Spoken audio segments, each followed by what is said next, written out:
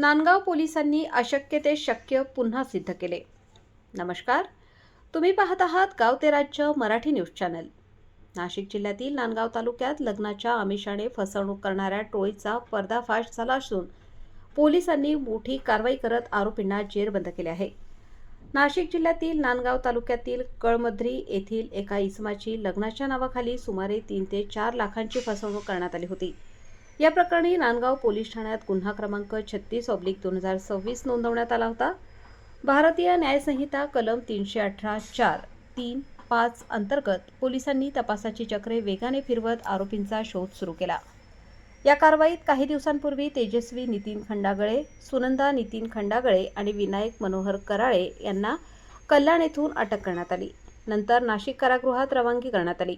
तसेच फरार असलेले आरोपी अशोक रोगा गायकवाड, उल्या दहिल्या भारुडे आणि मुझफ्फर नाझीम मिर्झा यांना गुजरात आणि पिंपळनेर येथून जेरबंद करण्यात आले. ही धडाकेबाज कारवाई हवालदार केशव सूर्यवंशी, पोलीस शिपाई अमोल नांगरे यांनी यशस्वीपणे जबाबदारी पार पडली.